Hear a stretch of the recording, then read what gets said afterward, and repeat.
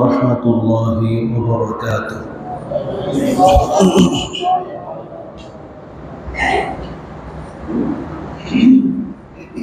الحمد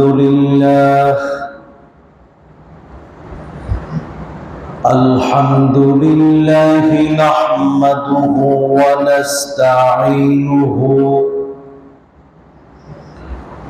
ونستغفره ونعوذ بالله من شرور أنفسنا ومن سيئات أعمالنا من يهده الله فلا مضل له ومن يضلله فلا هادي له ونشهد أن لا إله إلا الله وحده لا شريك له ونشهد أن سيدنا وحبيبنا وطبيبنا وطبيب أرواحنا محمدًا عبده ورسوله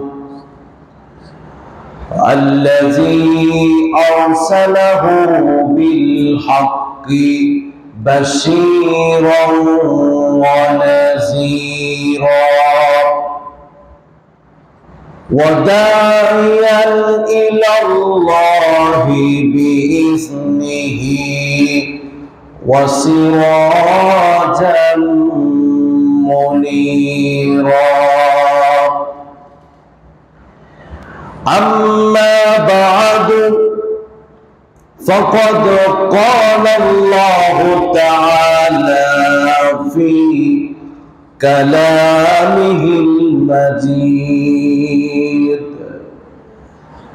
أعوذ بالله من الشيطان الرجيم بسم الله الرحمن الرحيم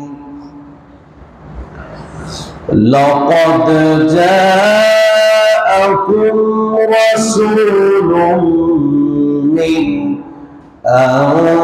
أنفسكم عزيز عليه ما عنتم حريص عليكم بالمؤمنين رؤوف رحيم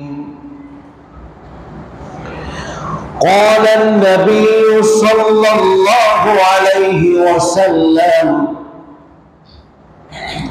ألا وأنا حبيب الله ولا فخر وأنا حامل لواء الحمد يوم القيامة لا فخر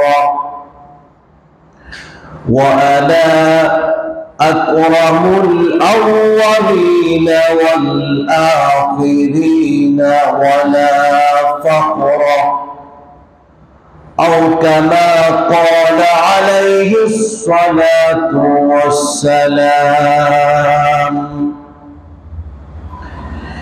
إن الله وملائكته يصلون على النبي يا أيها الذين آمنوا صلوا عليه وسلموا تسليما اللهم صل على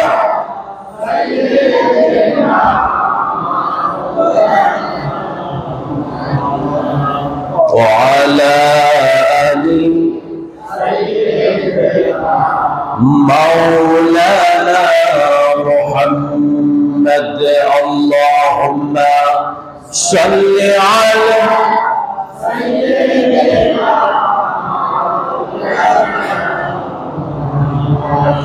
وعلى آل سيدنا بلغ العلا بكماله كشف الدجى بجماله حسنت جميع خصاله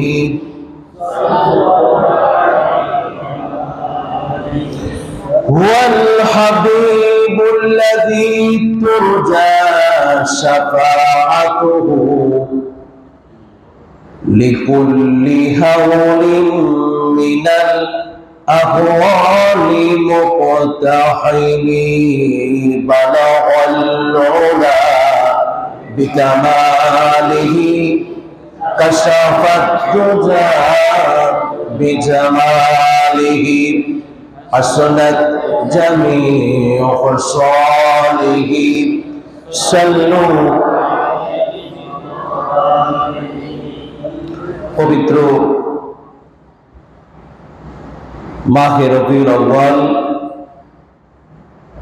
ঈদে মিলাদুন নবী সিরাতুন নবী সাল্লাল্লাহু আলাইহি ওয়াসাল্লাম উপলক্ষে আয়োজিত দিঘির পাড় জামে মসজিদে আমাদের সকলের শ্রদ্ধেয় এবং সম্মানিত ব্যক্তি, সম্মানিত আলেমে দ্বীন, দক্ষিণ লরেছর বাইতুল নবী দাখিল মাদ্রাসার সম্মানিত পরিচালক হযরত মাওলানা মোহাম্মদ আফলাতুল কায়সার সাহেব, উপস্থিত রয়েছেন হযরত মাওলানা মোহাম্মদ মুসলিম বিন আবু জাফর সালেহী সাহেব সহ ওলামায়ে কেরাম এবং দিনদার মুসলমান বৃন্দ, এলাকাবাসী, সম্মানিত ব্যক্তিবর্গ এবং পর্দার আড়ালের মুসলমান মা এবং বোনেরা, রব্বুল আলামিনের দরবারে শুকরিয়া আদায় করি। আল্লাহ রব্বুল আলামিন আমাদেরকে শত ব্যস্ততার মাঝেও মাহে রবিউল আউয়ালে আমাদের শাফায়াতের কান্ডারি রহমাতুল লিল আলামিন মুহাম্মদুর রাসূলুল্লাহ সাল্লাল্লাহু আলাইহি ওয়াসাল্লামের আবির্ভাবকে উপলক্ষ করে নবীর মহব্বত ভালোবাসা নিয়ে আল্লাহ রাব্বুল আলামিন আমাদেরকে এখানে বসে আছেন। এজন্য সকলেই এক বাক্যে, এক আওয়াজে, উচ্চ আওয়াজে কালেমাতুশ শুকর আদায় করি, আলহামদুলিল্লাহ।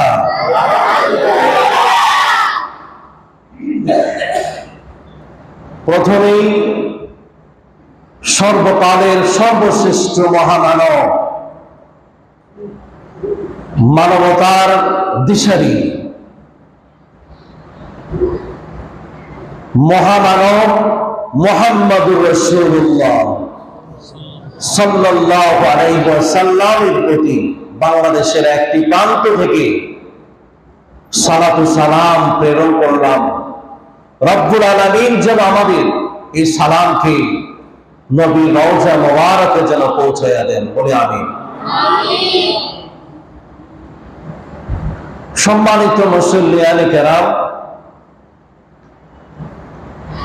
আমরা এখানে একটা জলসায় বসেছি। এই জলসার অন্য জলসার মধ্যে পার্থক্য হচ্ছে আমাদের এই সভা, এই জলসার মধ্যে কোনো মিথ্যা কথা হবে না। এক নম্বর শর্ত কি হবে না বলেন? মিথ্যা কথা বলার পরামর্শ দেওয়া হবে না। দুর্নীতি, ধোঁকাবাজি, প্রতারণা অর্থাৎ যত অন্যায় ফাসাদ আছে এই জলসার মধ্যে একটি কথাও আপনাদেরকে শেখানো হবে না, বরং এখান থেকে ঘোষণা হবে অন্যায় ফাসাদ দুর্নীতি যত পাপ কাজ আছে সমস্ত পাপ কাজকে আমরা পায়ের নিচে রেখে আমরা ধিক্কার জানাই। আপনারা কি বলেন? আমরা এখান থেকে ধিক্কার জানাবো। কোন পাপ কাজ এর কথা পরামর্শ হবে না, বরং এই জলসার মধ্যে অজান্তেও রব্বুল আলামিনের প্রশংসা করা হবে। কখনোই আপনি বলে উঠবেন সুবহানাল্লাহ, কখনোই বলে উঠবেন আলহামদুলিল্লাহ, কখনোই বলে উঠবেন আপনি আল্লাহু আকবার।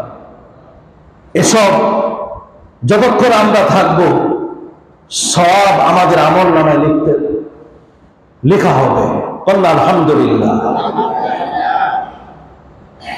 যতটুকু আমি আলোচনা করব, আপনাদেরকে তো আমি পরামর্শ দেওয়ার ওরকম যোগ্যতা রাখি না, তারপর কোরআন এবং হাদিস থেকে যেই আলোচনা করে করব, আমরা এখানে নিয়ত করে নেব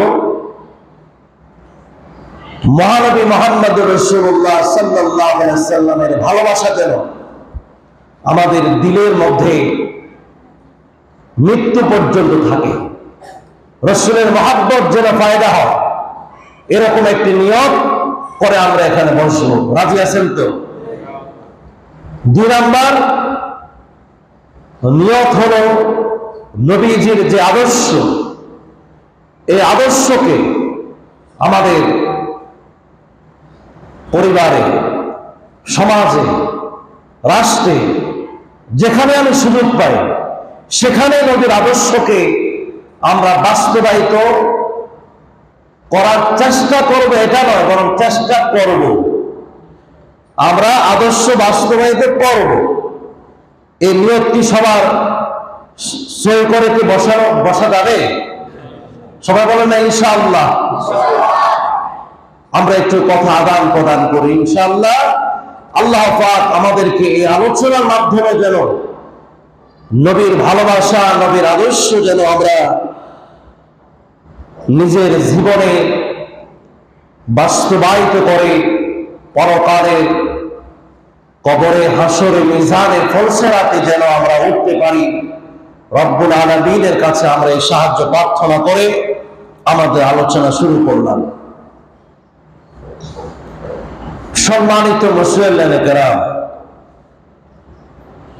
আমরা এখানে যারা আসছি সবাই মুসলমান। সবাই কি মুসলমান হতে হলে দুটি অংশ, এক অংশে আল্লাহ পাক, আরেক অংশে মুহাম্মদুর রাসূলুল্লাহ সাল্লাল্লাহু আলাইহি সাল্লাম বলেছেন। দুটি কোন অংশে যদি বিন্দু পরিমাণ কোন অসম্পূর্ণতা থাকে, সন্দেহ থাকে, তাইলে কি তার ঈমান পরিপূর্ণ হবে নাকি অসম্পূর্ণ থেকে যাবে?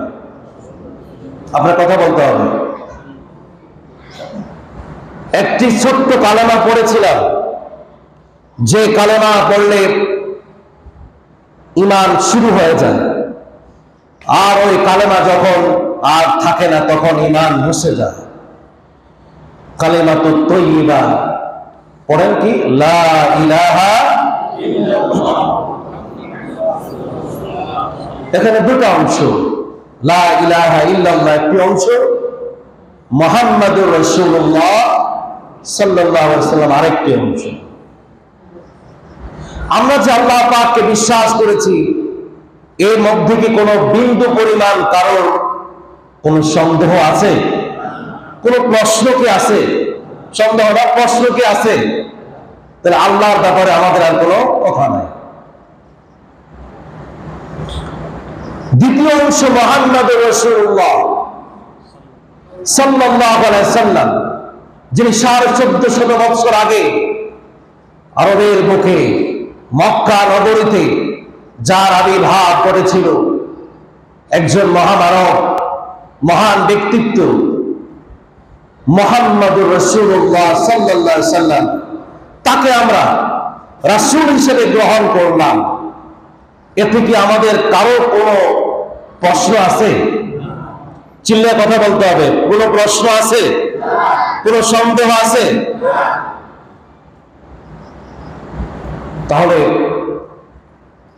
রাসূলুল্লাহ সাল্লাল্লাহু আলাইহি সাল্লামকে রাসূল হিসেবে গ্রহণ করলাম, আমাদের ঈমান পরিপূর্ণ হয়ে গেল।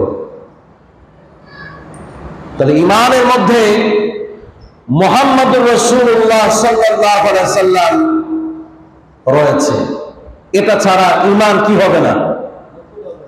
সবাইকে কথা বলেন, ঈমান পরিপূর্ণ হবে না। তাহলে ঈমান পরিপূর্ণ করতে হলে রাসূলুল্লাহ সাল্লাল্লাহু আলাইহি সাল্লামের প্রয়োজন রয়েছে, যেটা 100%। 100 ভাগ থেকে যদি 1 ভাগ কমায়া 99%কে যদি, আমার কথা একটু খেয়াল করতে হবে, 99% প্রয়োজন মনে করলাম, 1% প্রয়োজন মনে করলাম না, তাহলে তার ঈমান পরিপূর্ণ হলো না। সেই মোতাবেক কেউ যদি মনে করে মুহাম্মদ সাল্লাল্লাহু আলাইহি সাল্লাম আল্লাহর একজন নবী, তবে তারপরে আরেকজন নবী আসতে পারে। যেরকম একটি গোষ্ঠী কুখ্যাত কাদিয়ানীরা, তারা মুহাম্মদ সাল্লাল্লাহু আলাইহি সাল্লামকে মানে, তার পাশাপাশি মনে করে যে আরেকজন নবী গোলাম আহমদ কাদিয়ানী আরেকজন নবী আছে। এরকম যদি 100 ভাগের মধ্যে 1 ভাগও যদি কেউ সন্দেহ করে, আমার কথাটা আপনারা বুঝেন, 1% যদি তার প্রশ্ন থাকে যে আরেকজন হয়তো থাকতে পারে, তাহলে সে পূর্ণ ঈমানদার নয়। সুতরাং এই কথা অনুযায়ী কাদিয়ানীরা, এই গোষ্ঠী মুসলমানিত্ব দাবি করতে পারে, আমরা তাদেরকে মুসলমান হিসেবে গ্রহণ করতে, যদি আমরা বিশ্বাস করি না, হ্যাঁ হলে হতেও পারে। খেয়াল করেন, তারা মুসলমান দাবি করে, আর আমরা বললাম যে তারা মুসলমান হলে হতো। এই যে বিন্দু পরিমাণ % যদি আমার এই বিশ্বাস থাকে, খোদার কসম সে এখনো ঈমানদার হয়। চিল্লে বলতে হয়, যদি তাদেরকে ধর্মীয় কোনো কাজে সহযোগিতা অথবা তাদেরকে কোনো ধরনের যে কোনো কাজে যদি তাদেরকে সাহায্য সহযোগিতা করে, তাহলে এই মুসলমান কি আর মুসলমান থাকে? আপনি বলতে হবে, মুসলমান কি মুসলমান থাকে? যদি আমাদের থেকে কেউ এরকম করে, আমরা কি প্রতিবাদ জানাতে পারবো না? যদি আমাদেরকে এরকম করে প্রতিবাদ যদি না জানায়, তাহলে কি আমাদের ঈমানের পরিপূর্ণতা কি আছে? কথা বুঝতে হবে। কিন্তু আমাদের মধ্য থেকে কেউ যদি তাদেরকে সহযোগিতা করে, আমার কানে আসছে অথবা আমরা দেখেছি, দেখার পরে প্রতিবাদ জানালাম না, তাহলে ওই লোকটার আমি দুইজনই কি, আর ওই লোকটার দৃষ্টির সাথে আমার সম্পর্ক তৈরি হয়ে গেছে। নাউযুবিল্লাহ মিন যালিক। সুতরাং আমি আপনাদেরকে বলতে চাই, ঈমানের পরিপূর্ণতার জন্য 100% রাসূলুল্লাহ ছিল বলতে হবে সাল্লাল্লাহু, ওনার প্রয়োজনীয়তা হয়েছে। প্রিয় ভাইয়েরা আমার, আমাদের ধর্মীয় যে কাজগুলি, আযান বলেন, নামাজ বলেন, ইবাদত বলেন, সমস্ত ইবাদতের মধ্যে মুহাম্মদুর রাসূলুল্লাহ সাল্লাল্লাহু আলাইহি সাল্লাম ছাড়া অন্য ব্যক্তির যদি কোনো আদর্শ ইবাদতের মধ্যে ঢুকে পড়ে, তাহলে ওই ইবাদত কি আর ইবাদত থাকে? আপনারা কি আমার সাথে একমত? এখানে কোনো চাপাচাপি নাই, যদি আমার ভুল আমাকে বলে দিবেন। ইবাদতের ধর্মীয় কোন অংশে, কোন ইবাদতের মধ্যে রাসূলের আদর্শ ছাড়া কোন ব্যক্তির আদর্শ যদি ঢুকে পড়ে, ওই ইবাদত, ওই ধর্ম, ওই কর্ম, ওই ঈমান, ওই আমল রব্বুল আলামিন পর্যন্ত পৌঁছবে। আচ্ছা, আপনারা কথা বলছেন না, পৌঁছবে না। মরে গেলাম, মরে যাওয়ার পরে আমরা লাশটা রাখি, লাশটা রাখতে গিয়ে বিসমিল্লাহি ওয়া আলা মিল্লাতি রাসূলিল্লাহ, এখানে যদি বলে মিল্লাতি অমুক তমুক যদি বলা হয়, তাহলে আপনারা বলেন এই লোকটা কি কবরের মধ্যে শান্তিতে থাকবে? তার বিশ্বাস, তার আকীদা, তার ঈমান হচ্ছে রাসূলুল্লাহ সাল্লাল্লাহু আলাইহি ওয়াসাল্লামের ব্যাপারে সন্দেহ। এই জন্য তার কবরে দ্বিতীয় প্রশ্ন, মান নাবিয়্যুকা, এটা প্রশ্নের জবাব সে দিতে চিল্লা বলতে হবে, পারবে? চিল্লা বলতে হবে, পারবে?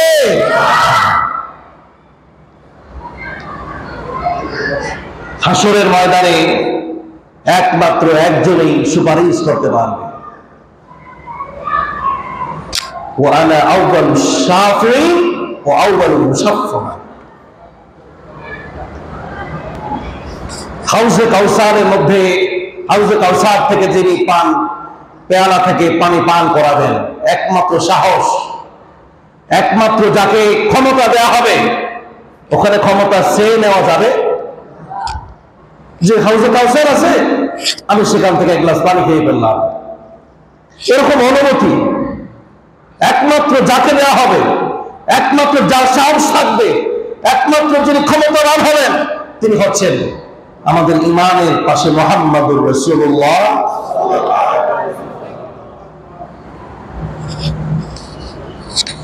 তাহলে আমাদের ঈমান, আকীদা, আমল যা কিছু ধর্মীয় কাজ হয়েছে, সমস্ত কাজের মধ্যে মুহাম্মদুর রাসূলুল্লাহ সাল্লাল্লাহু আলাইহি সাল্লামের প্রয়োজন আমরা অনুভব করি।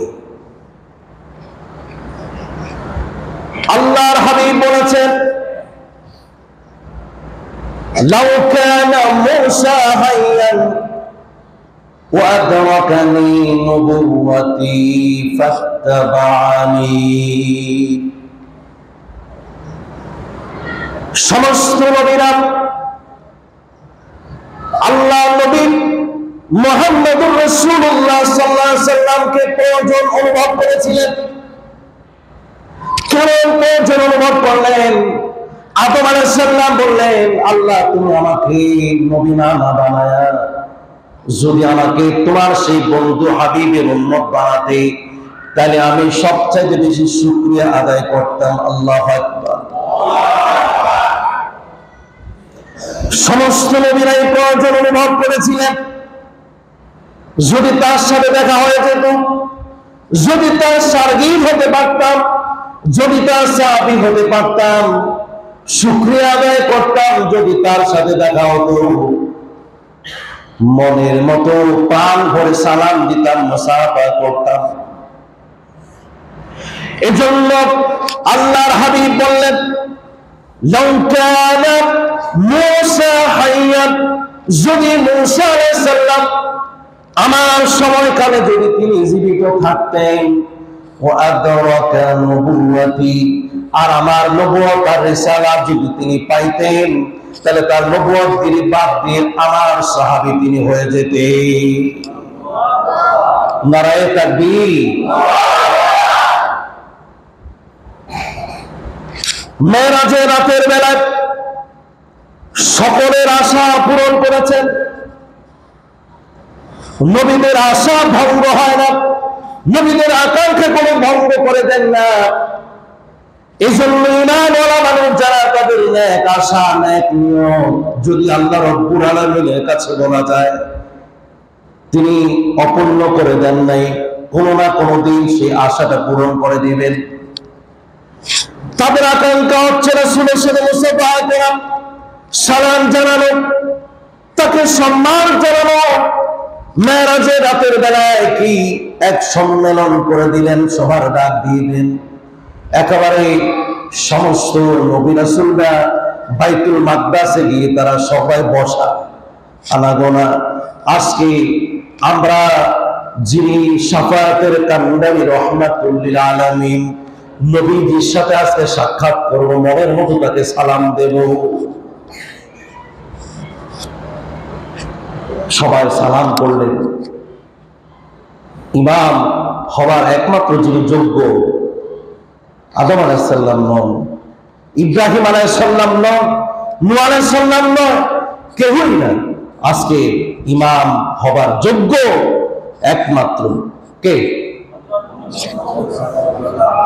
আর সকল নবী রাসূল হচ্ছে তার মুসল্লি। চিল্লা করুন আল্লাহু আকবার। আয়াতে চিৎকার দিয়ে আল্লাহু আকবার। ঈসা আলাইহিস সালামকে শেষ জমানায় পাঠানো হবে উম্মত বানায়া, আশা পূরণ করে দিলেন।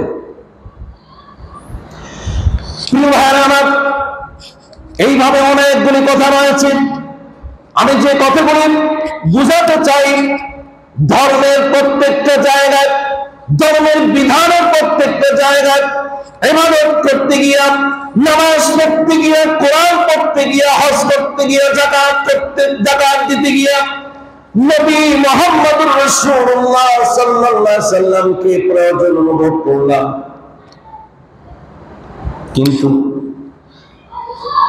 আমার কাজকর্ম দৈনন্দিন জীবনে মুহাম্মদুর রাসূলুল্লাহ সাল্লাল্লাহু আলাইহি সাল্লামকে আমি যদি সম্মান না দিতে পারি, প্রয়োজন না মনে করি, খাবার খেতে বসলাম, এখানে যদি নবীকে যদি আমি প্রয়োজন না মনে করি, এই খাবার কি পরিপূর্ণ খাবার হবে? বুঝে শুনে বলতে হবে। খাওয়া খাইছি, পেটে ভরছে, সবই হয়েছে, কিন্তু আপনাকে প্রশ্ন করলে আমার উত্তর দিলেন যে এখানে নবী ছাড়া আমার খাবার কোনো পরিপূর্ণ হয় না। এটাই সঠিক কথা, এটাই 100% কথা। খাবারের মধ্যে নবীজির প্রয়োজনীয়তা অনুভব করতে হবে। নবীজি মুহাম্মদুর রাসূলুল্লাহ সাল্লাল্লাহু আলাইহি সাল্লাম কি খাবার খেয়েছেন আর আমি কি খাবার খাই? আমি তো একজন ঈমানদার।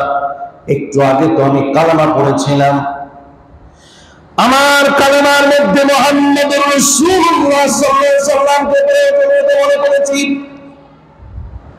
কিন্তু আমার প্রশ্ন, আমি একজন মুসলমান হয়ে আমার খাবারের মধ্যে কেন এখনো নবীর আদর্শটাকে আমি প্রয়োজন মনে করলাম না?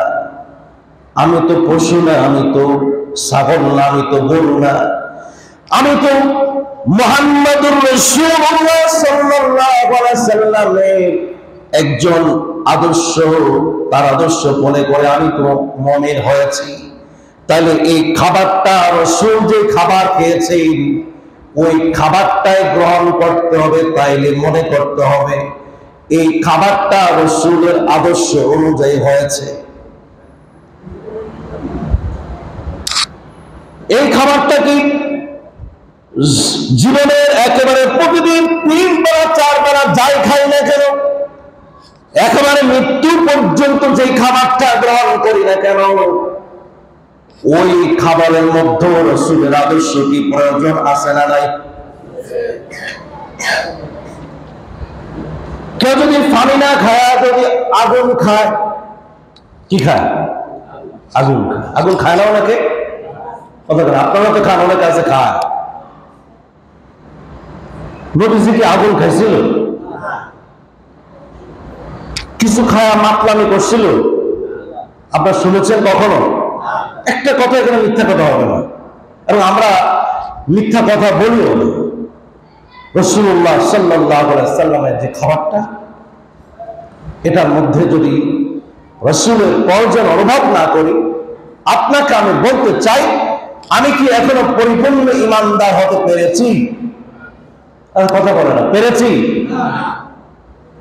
কথার মধ্যে, চলার মধ্যে, অভ্যাসের মধ্যে, গুণের মধ্যে, জাগ্রত থাকা অবস্থায় যাই কিছু করি না কেন, সমস্ত জায়গায় আল্লাহ নবীর আদর্শ মেনে না করে, আল্লাহ নবীর আদর্শকে বাদ দিয়ে যদি কোনো মহান কোন ব্যক্তির আদর্শকে যদি গ্রহণ করি,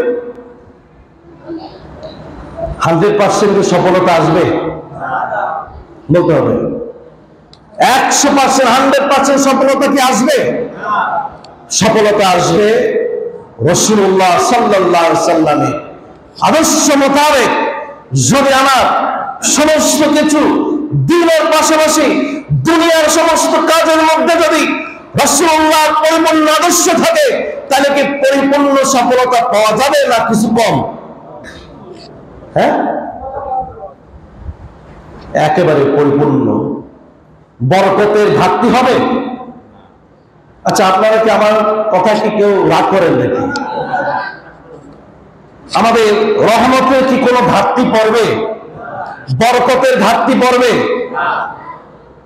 নেয়ামতের ঘাটতি থাকবে? আর যদি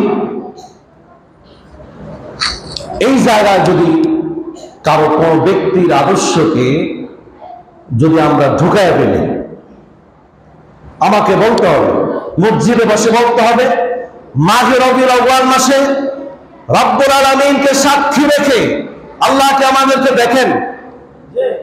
আমাদের ঈমান আছে তো? আমাদেরকে কি আল্লাহ পাক দেখেন? আমরা কি বলি সেটাকে তিনি শুনেন, জানেন, বুঝেন।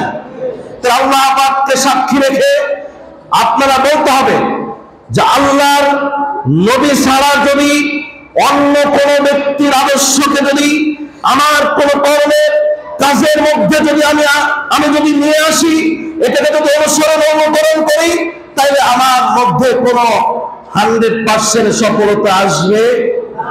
চিল্লে বলতে কি আসবে? একমাত্র সফলতা রয়েছে মুহাম্মদুর রাসূলুল্লাহ। প্রিয় ভাইরা আমার, যে সময় আরবের ভূখণ্ডে মানুষের সামাজিক ভাবে, রাজনৈতিক ভাবে, সাংস্কৃতিক দিক দিয়ে, ধর্মীয় দিক দিয়ে, অর্থনৈতিক দিক দিয়ে যখন একেবারে নীতি নৈতিকতায় 0 পয়েন্টে একেবারে সর্বনিম্নে চলে আসলো,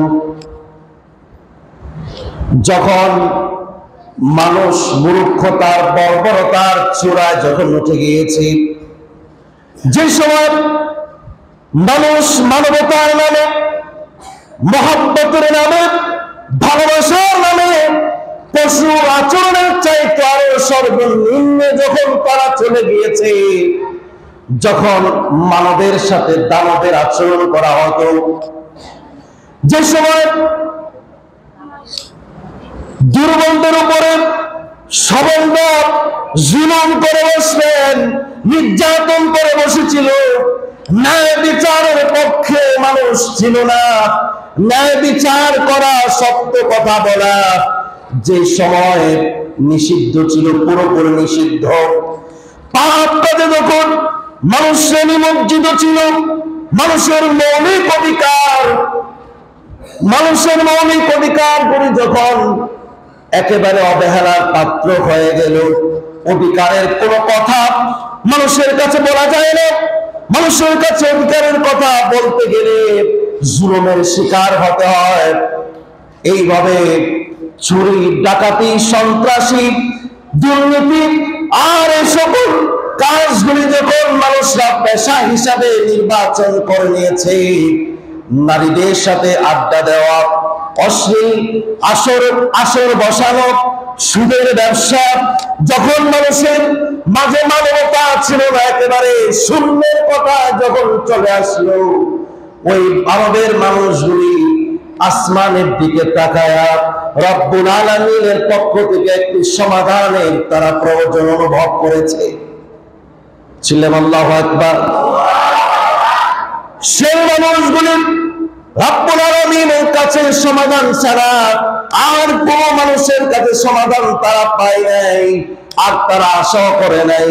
ঠিক ওই সময় মাহে রবিউল আউয়াল মাসে রব্বুল আলামিন বললেন, ক্বাদ জাআকুম মিনাল্লাহি নূরুন ওয়া কিতাবুম মুবিন। একজন মহামানব পাঠায়া দিলাম, একটা প্রদীপ পাঠায়া দিলাম, যেই প্রদীপ এসে অন্ধকার দূরীভূত করবে, বর্বরতা দূরীভূত করবে, মানুষের কথাগুলি শুনবে, মানবতা, দয়া, ভালোবাসা গুলি মানুষকে শিখাবে।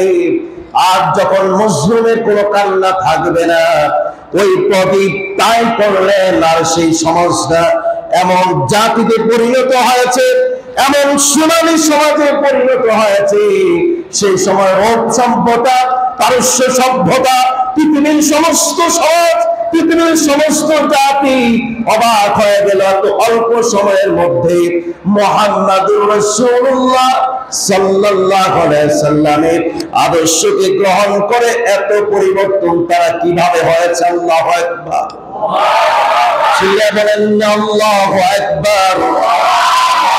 খায়রুল কুরুনি করলি, নবীজি বললেন, আমি যেই সমাজ গঠন করেছি, আমি যে সমাজের পরিবর্তন এনেছি, আমি যে জাতির পরিবর্তন এনেছি, এই পরিবর্তন সর্বশ্রেষ্ঠ পরিবর্তন হয়েছে। যে জাহান্নামী মানুষগুলাকে আমি জান্নাতি মানুষে পরিণত করেছি। নেই কোন ভেদাভেদ নাই, মানুষ মানুষকে চিনে, মানুষ মানবতা চিনে, মানুষ সত্য কথা চিনে, মানুষ ন্যায় কথা চিনে। যে নিষিদ্ধ, যে কাজগুলি নিষিদ্ধ ছিল, আজ থেকে এই সমাজে মক্কা মদিনায় সে রাষ্ট্র কায়েম করে এমন একটি সমাজ গঠন করলেন। ওই মানুষগুলি আদর্শবান হয়ে গেলেন, পরিবর্তন হয়ে গেলেন। আমি আপনাদেরকে বলতে চাই, আমরা কি পরিবর্তন হতে চাই কিনা?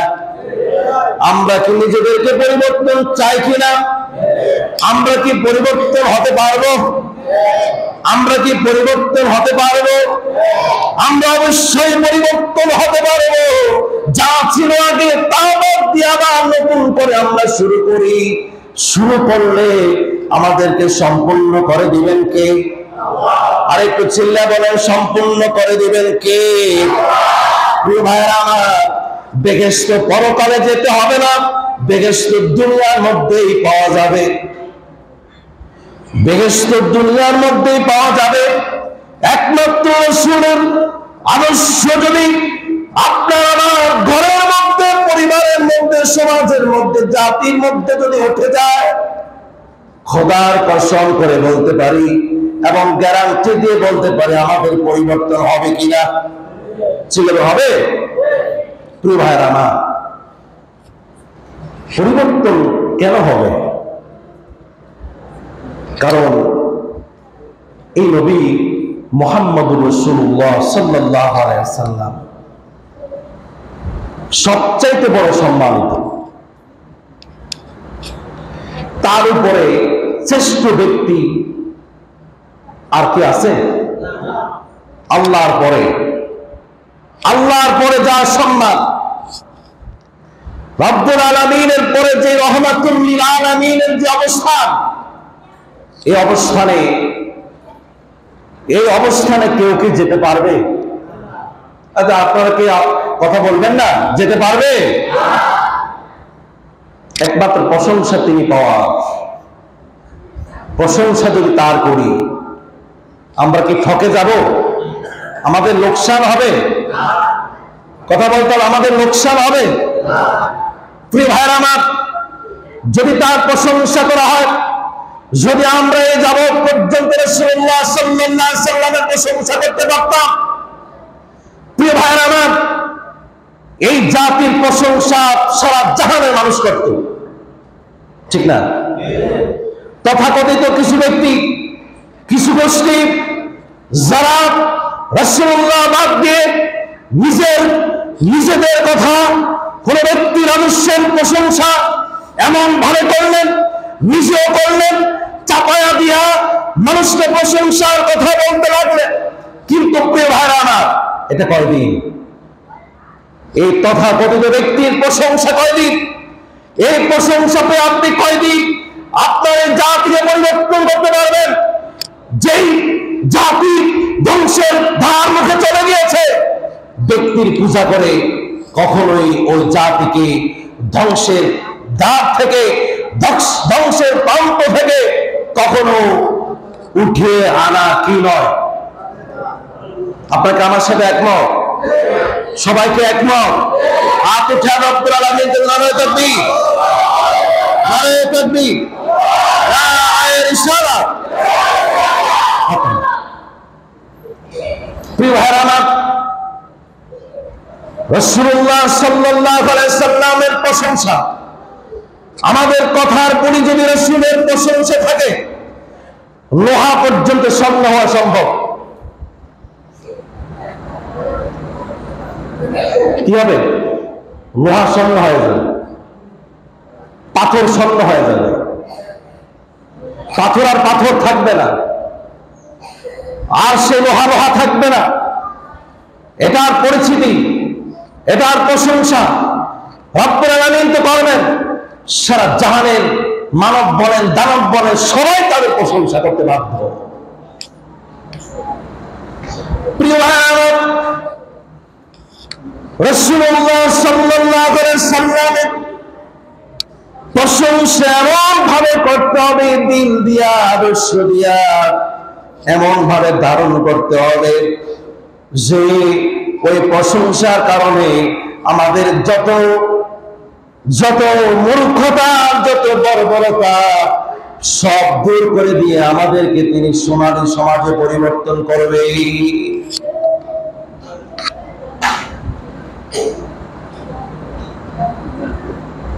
একজন মহাকবি আল্লামা বুসরি রহমতুল্লাহ আলাইহ, উনি নবীর শানে কিছু কবিতা লিখতেন, প্রশংসা স্বরূপ নাতে রাসূল তিনি লিখতেন। একটু মনোযোগ দেন।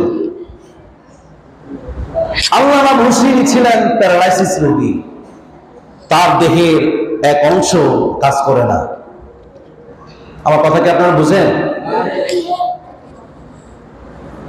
আল্লামা বুসরি রহমতুল্লাহ আলাইহ একটি নাতে রাসূল তিনি লিখলেন। এত মহব্বত দিয়ে, এত দিল দিয়ে লেখা শেষে রাত যখন গভীর হয়ে গেল, আল্লামা বুসরি রহমতুল্লাহ আলাইহ তিনি ঘুমায় গেলেন। প্রিয় ভাইরা,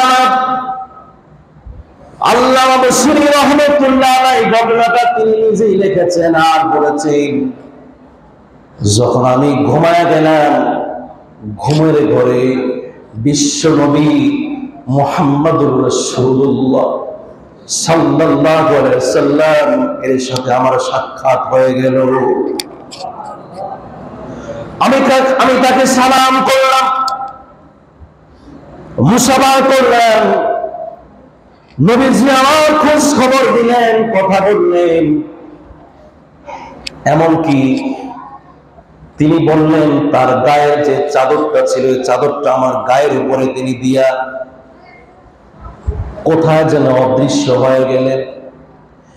আল্লামা বুসরি রহমতুল্লাহ আলাইহ বললেন, আমার ঘুম ভেঙে গেল। ঘুম থেকে উঠে আমি বেহুশের মতো আমার ঘরের প্রত্যেকটা রুমে রুমে গিয়ে আমি খুঁজতে লাগলাম। আমার নবীকে মাত্র দেখলাম আমার ঘরের মধ্যে।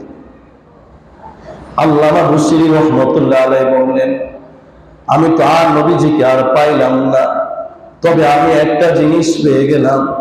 আমি আমার দেহের একদিকে যেই প্যারালাইসিস, যেই সমস্যাটা ছিল, আমার দেহের একটা অঙ্গ আগের মতো কোনো অসুস্থতা নাই। নারে তাকবীর। প্রিয় ভাইরা আমার, রাসূলুল্লাহ সাল্লাল্লাহু আলাইহি সাল্লামকে প্রশংসা করলে কি লাভ নাকি লস? ছিল্লা বলেন, দিল দিয়া বলেন, রাসূলকে মহব্বত করতে পারবো কিনা? রাসূলুল্লাহ সাল্লাল্লাহু আলাইহি সাল্লামকে ভালোবাসতে পারবো কিনা? সবচেয়ে বেশি দুরূদ পড়তে থাকেন। প্রত্যেকটা আমলের আগে দুরূদ শরীফ পড়েন, সাল্লাল্লাহু আলাইহি সাল্লাম পড়েন। আমল শেষে আবার সাল্লাল্লাহু আলাইহি সাল্লাম বলেন। আপনি যদি আর আমি যদি রাসূলুল্লাহকে যদি একবার সালাম দেই, আল্লাহর হাবিব বললেন, আমার এই সালাম আমার এই রওজা মোবারকে একবার পৌঁছানো হয় না, বরং ওই আব্দুল্লাহ পক্ষ থেকে 10 বার পর্যন্ত আমাকে সালাম জানায়। চিল্লায়ে বলেন আল্লাহু আকবার। কিয়ামতের ময়দানে যে ব্যক্তির আমল নামা সবচেয়ে দুর্বল হয়ে যাবে, হালকা হয়ে যাবে, রাসূলুল্লাহ বলেছেন যার আমল নামায় আমি মুহাম্মাদুর রাসূলুল্লাহ সাল্লাল্লাহু আলাইহি ওয়াসাল্লামের দুরূদ শরীফ সবচেয়ে বেশি থাকবে, আমার এই উম্মতকে আমি জান্নাতে সুপারিশের জন্য আমি সুপারিশ করব। এবং আমি বলে দিলাম তার ওজন, এই নেক আমলের ওজন অনেক বেশি অনেক বেশি অনেক বেশি হয়ে যাবে। প্রিয় ভাইরা আমার, রাসূলুল্লাহ সাল্লাল্লাহু আলাইহি ওয়াসাল্লাম বললেন যারা আমার নাম শুনলো, কিন্তু আমি আমার নাম শোনার পরে যদি সাল্লাল্লাহু আলাইহি ওয়াসাল্লাম অথবা যদি আমাকে সালাম না দেয়, তাইলে এই পৃথিবীর মধ্যে সবচেয়ে বখিল মানুষ সে, আর আমিও তাকে পছন্দ করি এবং আমি তাকে জাহান্নামে নেবার জন্য আমি আর জান্নাতে নেবার জন্য আমি তাকে সুপারিশ পর্যন্ত করব না। চিৎকার দেবেন আল্লাহু আকবার। তার সম্মান এবং প্রশংসা মর্যাদা কি আমাদের 2-4টা মানুষের মতো? আর কথা বলছেন না, এই 2-4টা মানুষের মতো? যারা এগুলি বাদ দিয়ে আরেকজনের প্রশংসার মধ্যে দাঁড়াতে চায়, খোদার কসম তাদেরও কবর হবে, আমাদেরও কবর হবে, আমাদেরও হাসর হবে, তাদেরও হাসর হবে, সেদিন প্রমাণ হয়ে যাবে। আপনাকে প্রমাণ পেতে চান? রাসূল আদর্শ এবং রাসূলকে এত বেশি মহব্বত করতে হবে। আমাদের নবীকে এমন নবী, মরা নবী না, তিনি জীবিত থাকাকালীন যেমন ছিলেন এখনো তাকে সালাম দিলে ওইভাবেই সালাম সেই রওজা মোবারকে পৌঁছায়। সুবহানাল্লাহ বলবেন না ভাইরা? কিন্তু মরা নেতা না, আমাদের যে নেতা, এই নেতাগুলো মরলে হাড্ডি মাংস গোশত এগুলি কার থাকে? চিলেমা থাকে। কিন্তু মুহাম্মদুর রাসূলুল্লাহ সাল্লাল্লাহু আলাইহি সাল্লাম তার ব্যাপারে বলা হয়েছে ইন্নাল্লাহ হাররামা আলাল আরদি আন তাআকালা আজসাদাল আমবিয়াই, নবীদের জাসাদ, নবীদের দেহকে এই মাটি পর্যন্ত ক্ষত বিক্ষত করা তাদের মাটির জন্য হারাম করে দেওয়া হয়েছে। সুবহানাল্লাহ বলবেন না ভাই? কবরের মধ্যে একমাত্র যে ব্যক্তি এসে হাজির হবে, কবরে মারা গেলেই মুমিন ব্যক্তির সামনে এসে যেই মহান ব্যক্তি এসে যে ব্যক্তিকে বিসমিল্লাহি ওয়া আলা মিল্লাতি রাসূলিল্লাহ হিসেবে রাখা হয়েছে তাকে সুপারিশ করবার জন্য কবরের মধ্যে তাকে হাজির দেখা যাবে।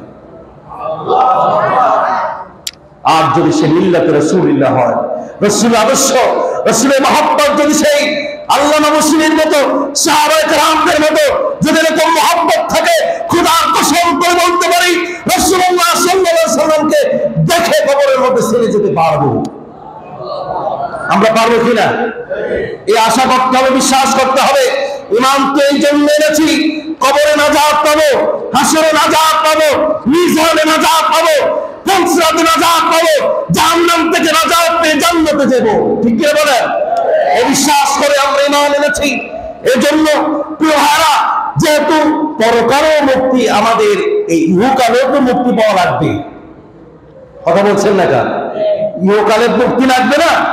একমাত্র এই মুক্তি একমাত্র যেখানে খুঁজে পাওয়া যাবে রাসূলুল্লাহ সাল্লাল্লাহু আলাইহি সাল্লামের প্রশংসা যত বেশি করা হবে, যে হ্যাঁ আমরা যা করি রাসূল যা করেছেন আমাদের থার্ড ক্লাস, এটা কোনো ক্লাসের মধ্যে পড়ে না, কিন্তু রাসূল যেটা করেছেন এটাই সবচেয়ে সঠিক, এটাই সবচেয়ে ভালো, আর এটাই আমরা গ্রহণ করে নিলাম, এটাকে আমরা সর্ব উপরে রাখবো, এটাকে কখন আমরা বাদ দিব।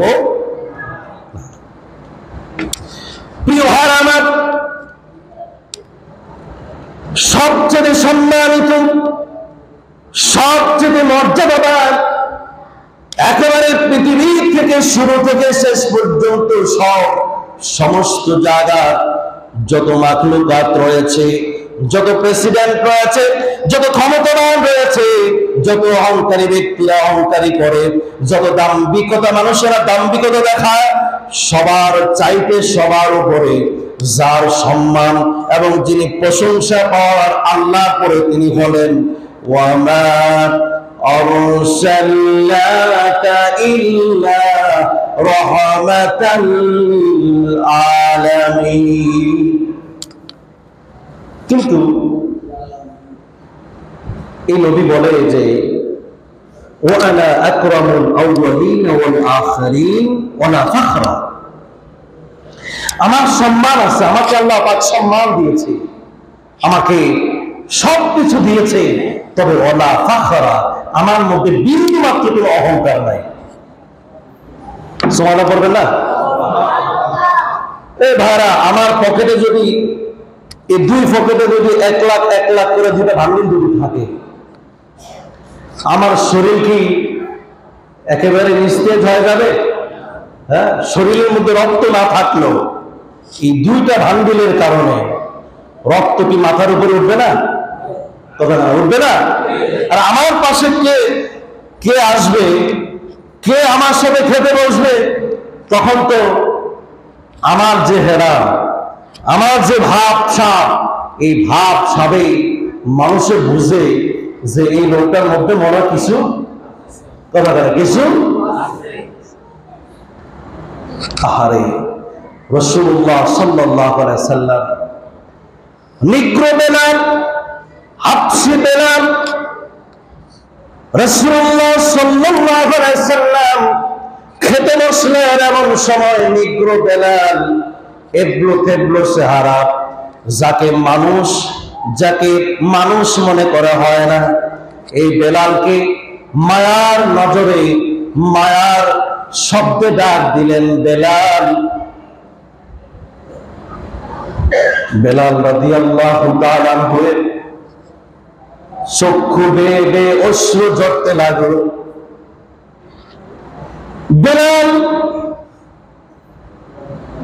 ডাকে সাড়া না দিয়ে সকল অশ্রুগুলি ঝরাচ্ছেন। রাসূলুল্লাহ জিজ্ঞেস করলেন, বেলাল আসো, আমি খেতে বসেছি, আমার সাথে খেতে বসো। বেলাল আর কি খাবে, কান্নার কারণে খেতেও পারছে না, কিছু বলতেও পারছে না, কান্না বন্ধ করে বললেন, মায়ার দৃষ্টিতে রাসূলুল্লাহর চেহারার দিকে তাকায়া বললেন, ইয়া রাসূলুল্লাহ, ইয়া হাবিবাল্লাহ, আমার এতটুকু বয়স হয়েছে, আমি আমার নিজেকে এই পর্যন্ত মানুষ হিসাবে মনে করি নাই। আমি ভেবেছিলাম আমি একটা গরু ছাগলের মতো, আমি একটা পশু। কারণ আমি যেই ঘরে যেই মনিবের কাছে থাকতাম, ওই মনি আমাকে কোনোদিন ভালো খাবারটা দেয় নাই, ভালো একটু শোবার জন্য একটি জায়গা করে দেয় নাই, একটা পোশাক পর্যন্ত আমাকে দেয় নাই। কিন্তু আজকে আপনি কেমন মহামানব, আপনি কেমন মানুষ, আজকে আমার নামটা ধরে ডাক দিয়ে আপনার সাথে খেতে বসতে বলেছেন। আজকে আমি আর খাবার লাগবে না, আমার সব কিছু সম্পূর্ণ হয়ে গিয়েছে, এবং আমি আজকে অনুভব করলাম আমি একজন আল্লাহর মাখলুকাতের মধ্যে একজন শ্রেষ্ঠ মাখলুক মানুষ। নারায়ে তাকবীর। আল্লাহর হাবিব বলেন, আমার এত সম্মান, আমার এত দাপট, আমার এত ক্ষমতা, আমি নিগ্র বেলালের সাথে খানা খেতে আমার কোনো অহংকার আসে না। আমি তার সাথে কাঁধে কাঁধ মিলাইয়া, এবং আমি তাকে ইসলামের মুয়াজ্জিন বানানোর জন্য আমার কোনো দ্বিধা নাই। সুবহানাল্লাহ। প্রিয়রা আমার, যুদ্ধের ময়দানে সেনাপতির জায়গায় থাকে, সেনাপতি অর্ডার করে নির্দেশ করে যুদ্ধের ময়দানে সৈন্যরা ঝাঁপিয়ে পড়ে, অথচ ওই সেনাবাহিনীর মধ্যে সেনাপতি মুহাম্মদুর রাসূলুল্লাহ সাল্লাল্লাহু আলাইহি সাল্লাম নিজেই মাটি কাটলেন, আর সেই মাটি তার দেহের মধ্যে লেগে তার সে চূড়ার দাড়ির মোবারকের মধ্যে লেগে গিয়েছে। আল্লাহর হাবিব বললেন, আমি সেনাপতি, তারপরে আমার কোনো অহংকার নাই। চিল্লায় আল্লাহু আকবার, চিল্লায় বলতে হবে আল্লাহু আকবার। নারে তাকবীর, নারে রিসালাত। আমি আপনাদেরকে সাবধান করে দিতে পারি, আপনি যেই হন না কেন, অহংকার আপনার দেহের মধ্যে থাকতে পারে না। এটা নবীর আদর্শ নয়। আপনি যত টাকার মালিক হন, আপনার ক্ষমতা যতটুকু হোক, আপনার ক্ষমতার একদিন শেষ আছে না নাই? আপনার টাকার ভান্ডিল একদিন শেষ হবে না, হবে না? আপনার সব কিছু শেষ হয়ে যাবে, কিন্তু রাসূলুল্লাহর আদর্শ যদি রাখা হয়, এই আদর্শ ইহকাল নয়, পরকালের মধ্যে আদর্শকে খুঁজে পাওয়া সম্ভব। আপনার কি আদর্শ গ্রহণ করতে পারবেন? যে হক থেকে যে নেতা হন, আর যে প্রজান সবাই রাসূলের আদর্শ গ্রহণ করে নিজেকে মাটির মানুষ বানায়া দেন। যতই মানুষ নিজেকে নেতারা, আপনারা দেখবেন কিছু নেতারা তারা নিজেদেরকে মাটির মানুষ বলে। কি বলে? কোনদিন কি মাটি কাটতে দেখছেন আপনি? ওই সেই নির্বাচনের আগে পাতা ধরতেও রাজি। আপনাকে আমার কথা রাগ করেন নাকি? পাতা ধরতেও রাজি। এরপরে নামাজ যত পারে ততই সেজদা দিতে রাজি, ছোট হইতে রাজি। তখন রিক্সা চালাইতে যদি ওই রিক্সার ড্রাইভার বলে যে আজকে আমি প্যাসেঞ্জার হবো আর আপনি রিক্সা চালান, তখন ওই নেতা হওয়ার জন্য রিক্সা চালাইতে রাজি। ঠিক কিনা বলেন? আপনি আমার সাথে কথা একমত? কিন্তু প্রিয় ভাইরা, যদি ওই নেতার মধ্যে রাসূলুল্লাহর যে নেতৃত্ব দিয়েছেন, রাসূলুল্লাহর যে আদর্শ ওই নেতার মধ্যে যদি থাকতো, তাহলে এই নির্বাচনের আগে যে নেতাগুলোকে খুঁজে পাওয়া যেত, নির্বাচনের পরও তাদেরকে খুঁজে পাওয়া কথা বলা, তাদেরকে পাওয়া যেত কিনা? চিল্লা বলতে পাওয়া যাইত। কিন্তু তাদের কিসের অভাব? তাদের যে আদর্শের অভাব, সে আদর্শটা হলো সব আছে কিন্তু নবীর আদর্শ। চিল্লা বলতে সব আছে, তবে কি নাই? নেতৃত্বের গুণের আদর্শ নাই। মাটির মানুষ যতই বলেন আমি মানতে রাজি নই, আপনি মানেন না মানেন, কিন্তু আমি মসজিদে বসে মিম্বারের কাছে বলে আমি বসে কথা বলতে রাজি। আপনি মাটির মানুষ বলে, কিন্তু আমি আপনাকে মানতে রাজি না। আপনার আচরণ তো এজিদের চাইতে খারাপ। কার চাইতে খারাপ? এজিদের চাইতে আপনার স্বভাব চরিত্র খারাপ। এই সমাজকে আপনি পরিবর্তন করবেন কিভাবে? তারাও তো যেরকম ভূত, আমাদেরকে ভূত বানিয়ে রাখছে। কথা বলেন না? একমাত্র প্রিয় ভাইয়ের আমার পায়ে ধরে বলে গেলাম, রাসূলুল্লাহর আদর্শ নবীরা বুঝেছে, রাসূলুল্লাহর আদর্শ সেই সুলতান মাহমুদ বুঝেছে, সেই মোহাম্মদ ঘুরি বুঝেছে, সেই ইখতিয়ারউদ্দিন মোহাম্মদ বিন বখতিয়ার খলজি, ওই নেতারা রাসূলুল্লাহ সাল্লাল্লাহু আলাইহি সাল্লামের আদর্শ বুঝেছে। আবু বকর বুঝেছে, ওমর বুঝেছে, উসমান বুঝেছে, খলিফাতুল মুসলিমিন তারা বুঝেছে। আমরা কি বুঝতে পারি না? এখন বুঝি নাই। কি ভাইরা আমার, অন্ধ ভক্তের পিছনে ঘোরা যাবে না। রাসূলুল্লাহর আদর্শ যেখানে, সেখানে কি আমরা ঝাঁপিয়ে পড়তে রাজি আছি? কারা কারা ঝাঁপিয়ে পড়তে পারবেন আল্লাহকে দেখা? নারে তাকবীর। আল্লাহ পাক কবুল করে বলি আমি। সবচেয়ে বেশি রাসূলুল্লাহর প্রশংসা করতে হবে। রোগ মুক্তি, যদি রোগ থেকে মুক্তি পেতে চান, যদি আপনি অসুস্থ হয়ে মুক্তি পেতে চান, অভাব থেকে যদি মুক্ত পেতে চান, ঋণ থেকে যদি মুক্ত হতে চান, আপনার সকল অসুবিধা থেকে যদি আপনি মুক্ত হতে চান, সবকিছু অশান্তি থেকে যদি আপনি শান্তি পেতে চান, রাসূলুল্লাহর মহব্বত আদর্শ দরকার আছে না নাই? মসজিদের থেকে বের হওয়ার পরে কি মনে থাকবে? বাড়ির গেলে কি মনে থাকবে? রাসূলুল্লাহর আদর্শ কি মনে থাকবে? মৃত্যু পর্যন্ত রাসূলুল্লাহর আদর্শ মনে রাখতে হবে। নিজের যে বংশ, এই বংশের সদস্য, তাদেরকে তার মহব্বতের কথা বুঝে যেতে হবে, তাদেরকে শুনে যেতে হবে, না হয় কিন্তু আপনিও আর আমিও পাকড়াও হতে হবে। প্রিয় ভাইরা আমার, আপনারা মনে করেছেন রাসূলুল্লাহ শুধুমাত্র মানুষের জন্য এসেছে, এই জন্য নয়। আল্লাহ পাক বলেন, আলহামদুলিল্লাহি রাব্বিল আলামিন ওয়া মা আরসালনাকা ইল্লা রাহমাতাল লিল আলামিন। মানুষ যারা, আল্লাহ পাকের যত আলম আছে, যত জগৎ, সৃষ্টি জগৎ আছে, ছোট্ট একটা জায়গায় মানুষের বসবাস। মানুষ কি মঙ্গল গ্রহে থাকে? চাঁদের দেশে কি কোনো মানুষ আছে? বুধ গ্রহ, শুক্র গ্রহ, যত গ্রহ নক্ষত্র আছে, ওইসব দেশে কি মানুষ থাকে? আপনাকে ঘুমিয়ে পড়ছেন নাকি? জাগ্রত আছেন তো? তার একমাত্র ছোট্ট একটা জগতের মধ্যে মানুষ থাকে। আর আল্লাহ পাকের কথা হলো, আমি শুধু ছোট্ট জায়গার জন্য, কিছু মানুষের জন্য রাসূলকে আমি রাসূল হিসেবে প্রেরণ করি না।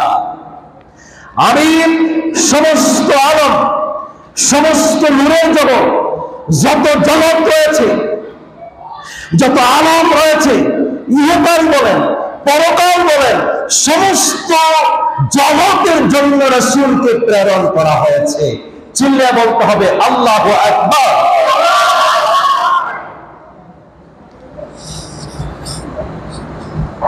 সৌরজগতের নবী, সৌরজগতের জন্য রব হলো আমার আল্লাহ, আর সৌরজগতের জন্য রহমত আর দয়া হলো মুহাম্মদুর রাসূলুল্লাহ। সূর্য একটা জগৎ, সেই জগতে, সেই জগৎটা যার উসিলায় এখনো পর্যন্ত টিকে আছে, যার মহব্বতে এখনো টিকে আছে, তিনি হলেন মুহাম্মদুর রাসূলুল্লাহ। চন্দ্র, চন্দ্রের জায়গায় গ্রহ, নক্ষত্র, ভূমণ্ডল, যাই কিছু আমরা দেখি না কেন, সমস্ত জগৎ, আরশ, কুরসি, লাউহে মাহফুজ, যাই কিছু বলেন না কেন, এখনো পর্যন্ত রাসূলুল্লাহ সাল্লাল্লাহু আলাইহি সাল্লামের মহব্বতের, দয়ার কারণে, রহমতের কারণে এখনো পর্যন্ত সবকিছু এখনো আল্লাহ পাক টিকিয়ে রেখেছেন। যেদিন আল্লাহর মহব্বত, রাসূলের আদর্শ খেয়াল করেন, যেদিন, যেই সময়ে ছোট্ট এই জগতে মানুষের মধ্য থেকে যেদিন আল্লাহ নামটা উঠে যাবে, আর যেদিন রাসূলুল্লাহ সাল্লাল্লাহু আলাইহি সাল্লামকে মানুষ ভুলে যাবে, খেয়াল করুন, এই ছোট্ট জগতের মানুষরা যদি আল্লাহকে ভুলে যায়, আর যেদিন রাসূলের আদর্শ আর মহব্বত যেদিন ভুলে যাবে, ওই দিন আল্লাহ রাব্বুল আলামিন এত বেশি গুসা হবেন, সৌরজগৎ সৌরজগতের জায়গায় রাখবেন না, সূর্যকে সূর্যের জায়গায় রাখবেন না, চন্দ্রকে চন্দ্রের জায়গায় রাখবেন না, নবমণ্ডল নবমণ্ডল যাই বলেন না কেন, কোন জায়গায় কোনো কিছু রাখবেন না। মানুষ দেখবে পাহাড় গুলি তুলার মতো উঠতেছে, সূর্য মানুষের মাথার উপরে ভেঙে ভাঙা হচ্ছে, আকাশ থেকে বিজলি মারা হচ্ছে, বজ্র মারা হচ্ছে, চন্দ্রকে ভেঙে ফেলা হবে, সূর্যকে ভেঙে ফেলে দেওয়া হবে, পাহাড় পর্বতকে সব ধূলিসাৎ করে দেওয়া হবে, আর সেই সাগর সমুদ্র উত্তাল হয়ে সব কিছু যখন ধ্বংস করে দিবেন,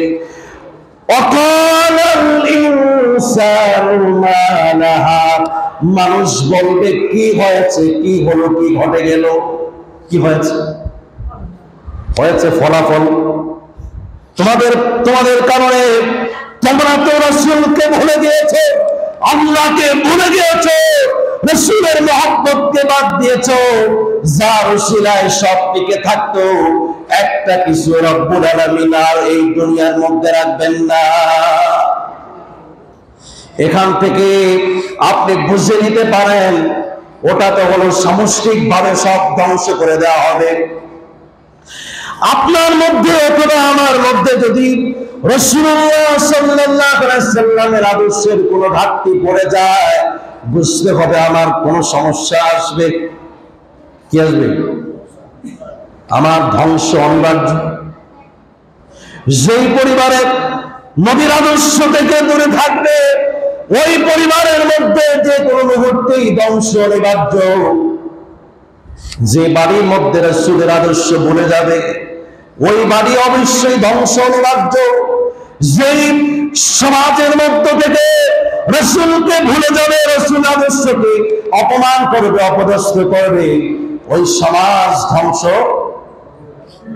কথা কয় না? অনিবার্য। যেই জাতি রাসূলের আদর্শকে অপমান করবে, অপদস্থ করবে, অসম্মান করবে, খোদার কসম ওই জাতি ধ্বংস করে দেবেন কে?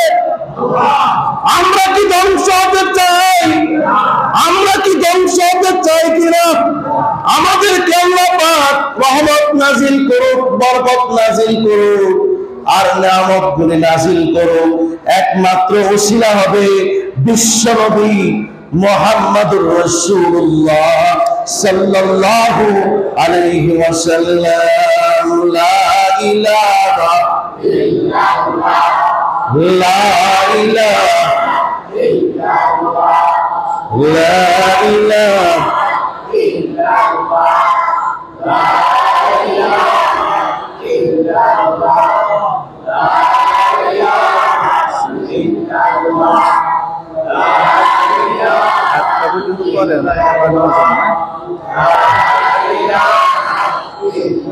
ইল্লাল্লাহ, লা ইলাহা ইল্লাল্লাহ মুহাম্মাদুর রাসূলুল্লাহ সাল্লাল্লাহু আলাইহি ওয়াসাল্লাম।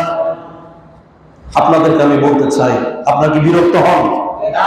আমার কথাকে আপনারা রাগ করেন? মুহাম্মদুর রাসূলুল্লাহ সাল্লাল্লাহু আলাইহি ওয়াসাল্লামকে কি সম্মান করতে পারবো?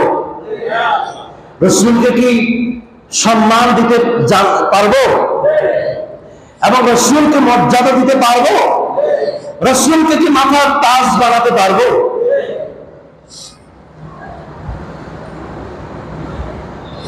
আল্লাহ পাক সূরা হুজরাতের মধ্যে একটা আয়াত নাযিল করলেন, ইন্নাল্লাযীনা ইউনাদুনাকা মিন ওয়ারাইল হুজুরাতি লাআল্লাহু আকসারুহুম লা ইয়াকিলুন। নিশ্চয়ই যারা নবীর হুজরাতের আড়াল থেকে নবীকে যদি সম্মান দিয়ে যদি তাকে ডাকতে না পারে, আর যদি সম্মান যদি দিতে না জানে, আমি আল্লাহ রাব্বুল আলামিন বললাম ওই ব্যক্তি, ওই গোষ্ঠী, ওই জাতি এখনো আকল পরিপূর্ণ হয় নাই। কি পরিপূর্ণ হয় নাই? আকল পরিপূর্ণ হয় নাই। এরপরে আয়াতে রব্বুল আলামিন বললেন আনতাহবাতা আমালুকুম। নবীজিকে যদি সম্মান যদি না দিতে জানে এবং নবীকে ডাকার জন্য যদি সম্মান না দিতে পারে, আল্লাহ রাব্বুল আলামিন বললেন এই অসম্মানের কারণে, এই নবীর প্রতি অবদস্থ শব্দ ব্যবহার করার কারণে আমি আল্লাহ তাআলা ওই ব্যক্তির, ওই জাতির যত নেক আমল আছে সব আমি বিনষ্ট করে দিলাম। কার ইচ্ছা? চিল্লা বলেন, ইচ্ছাটা কার? আল্লাহ পাক যা ইচ্ছা করেন, যে বিধান করেন, ওই বিধানই বিধান, এর বাইরে আর কারো বিধান নয়। আল্লাহ পাকের বিধান হলো রাসূলকে যদি তাকে সম্মান দিয়ে যদি না রাখতে পারো, তাহলে তোমার সব নেক আমল শেষ। নেকামল শূন্য হয়ে যাবে। প্রিয় ভাইরা আমার, তার ঘরের স্ত্রীরা আয়েশা সিদ্দিকা রাদিয়াল্লাহু তাআলা আনহা, খাদিজা রাদিয়াল্লাহু তাআলা আনহা, এই সকল স্ত্রীরা এমন ভয় আতঙ্ক ছিলেন, না জানি রাসূলুল্লাহকে ডাকতে গিয়া কোন অঘটন ঘটে যায়, না জানি আমাদের ঈমান চলে যায়, না জানি আমাদের নেক আমল শূন্য হয়ে যায়। এই জন্য স্ত্রীরাও রাসূলুল্লাহকে বলতেন, ইয়া রাসূলুল্লাহ, ইয়া হাবিবাল্লাহ, চিল্লায়ে বলেন আল্লাহু আকবার। কোরআনের এমন কোন জায়গা খুঁজে পাবেন না ইয়া মুহাম্মদ বলা হয়েছে। আল্লাহ রাব্বুল আলামিন তার হাবিবকে যখন ডাক দিলেন, আদবের সাথে ডাক দিলেন, ইয়া আইয়ুহার রাসূল, ইয়া আইয়ুহাল মুজাম্মিল, ইয়া আইয়ুহাল মুদ্দাসসির, ইয়াসিন। কারণ এই হাবিব, এই মহামানবের যে সম্মান, ওই সম্মানের সাথে তার নামটাও নিতে হবে। আল্লাহু আকবার বলেন। এই জন্য রব্বুল আলামিন বললেন, ওয়া মা মুহাম্মাদুন আবা আহাদিম মির রিজালিকুম ওয়ালাকিন রাসূলুল্লাহি ওয়া খাতামান নাবিয়্যিন। তিনি আল্লাহ রাসূল, তাকে ইয়া রাসূলুল্লাহ বলতে হবে, এবং তার নামটা যখন শুরু হবে একটি সালাম দিতে হবে, দুরূদ শরীফ পড়তে হবে। কি পড়বেন? সাল্লাল্লাহু। আপনি কি পারবেন? এই আমলটুকু করতে পারবেন? সবচাইতে দুরূদ শরীফের সংখ্যা বাড়াতে হবে। সাল্লাল্লাহু, আরেকটা বলেন সাল্লাল্লাহু। ওই ভাইরা, রাসূলুল্লাহ সাল্লাল্লাহু আলাইহি ওয়াসাল্লামকে আল্লাহ পাক নিজেই তিনি বানায়াছেন। আল্লাহ রাব্বুল আলামিন তাকে মনোনীত বানায়াছেন। তিনি মহামানব। তার চরিত্র, তার গুণ, তার আখলাক, তার চলাফেরা দু চারটা নেতাদের মতো না। কথা কি বলছেন? দু চারটা মানুষের মতো না। তার আদর্শ কিরকম? সাহাবায়ে কেরাম আয়েশা সিদ্দিকাকে বলেছিলেন, আপনার স্বামী চরিত্র গুণ কেমন ছিল? আয়েশা সিদ্দিকা রাদিয়াল্লাহু তাআলা বলেন, কানা খুলুকুহু আল কুরআন। তার চরিত্র তো হলো স্পষ্ট লিখিত, সেটা হলো কোরআন শরীফের মধ্যে সব কিছু লেখা আছে। সুবহানাল্লাহ বলবেন না? আর তার জীবনে সব কিছু স্পষ্ট। তিনি কি করেছেন, কোথায় গিয়েছেন, সব কিছু স্পষ্ট। তার চরিত্রের ব্যাপারে কোন রিপোর্ট আছে? কথা বলছেন নাকি? আছে নাকি? সমস্ত নবীদের গুণ, আদম আলাইহিস সালামের সহনশীলতা, ঈসা আলাইহিস সালামের বিচক্ষণতা, নূহ আলাইহিস সালামের নির্ভরতা, ইব্রাহিম আলাইহিস সালামের প্রজ্ঞা, ঈসা আলাইহিস সালামের অমায়িকতা, দাউদ আলাইহিস সালামের সাহসিকতা, মুসা আলাইহিস সালামের যে পৌরুষ, সব নবীর গুণে যত গুণ রয়েছে, যত বৈশিষ্ট্য রয়েছে, সমস্ত গুণের অধিকারী রাসূলুল্লাহর চরিত্রের মধ্যে খুঁজে পাওয়া যায়। চিল্লায়ে আল্লাহু আকবার। ওয়া ইন্নাকা লাআলা খুলুকিন আযীম। বলেন তো, রাসূলুল্লাহ সাল্লাল্লাহু আলাইহি ওয়াসাল্লামের সৌন্দর্য কি কম ছিল? আপনার কথা বলছেন না? সৌন্দর্য কি কম ছিল? সবচেয়ে সুন্দর নবী ছিলেন ইউসুফ আলাইহিস সালাম। কিন্তু আয়েশা সিদ্দিকা রাদিয়াল্লাহু তাআলা আনহা বললেন, যে মহিলারা ইউসুফ আলাইহিস সালামকে দেখে রূপের কারণে, সৌন্দর্যের কারণে সবকিছু ভুলে গিয়া তাদের হাতটা কেটে ফেলেছিল, ওই নারীরা যদি আমার নবীকে দেখতেন তাহলে তাদের কলিজাটা দুভাগ করলো, তারপরে তারা টের পেতেন না। এরকম সৌন্দর্য অধিকারী আমার স্বামী মুহাম্মদুর রাসূলুল্লাহ। খাদিমুর রাসূল আনাস বিন মালিক বললেন, ইয়া রাসূলুল্লাহ, আমার মা আপনাকে দাওয়াত করেছেন, বাড়িতে যেতে হবে। একদিন এশার নামাজের পরে রাসূলুল্লাহ সাল্লাল্লাহু আলাইহি ওয়াসাল্লাম আনাসের বাড়িতে গেলেন। খাবার দাবার যখন দেয়া হলো, আনাস দেখলেন তার মা একবার ঘরের মধ্যে আসে, আবার ঘরের বাইরে একবার যায়, আমার ঘরের মধ্যে আরেকবার আসেন, আমার ঘরের বাইরে যান। আনাস বললেন, মা বুঝলাম না, আপনি একবার ঘরে আসেন আবার বাইরে যান, কেন যান বুঝি না। আনাসকে বললেন, আনাস রে, যে মেহমানকে আমার ঘরে এনেছো, আমি যখন ঘর থেকে বের হলাম, পূর্ণিমার জ্যোৎস্না রাত্রির যেই চন্দ্র যে চাঁদ দেখলাম, এই পূর্ণিমার চাঁদের দিকে আমি একবার তাকাই, আরেকবার দৌড়ে এসে আমার ঘরে যেই চাঁদ উদিত হয়েছে সেই চাঁদের দিকে আরেকবার তাকাই, আমি আরেকবার দৌড়ে যাই, আবার পূর্ণিমার চাঁদের দিকে তাকাই, আমার ঘরে আসি, আবার নবীজির চেহারার দিকে একবার তাকাই, তাকায় দেখলাম চাঁদের মধ্যে কিছু দাগ দেখা যায়, কিন্তু মুহাম্মদুর রাসূলুল্লাহ সাল্লাল্লাহু আলাইহি ওয়াসাল্লামের চেহারার মধ্যে বিন্দু মাত্র কোনো দাগ দেখা যায় না।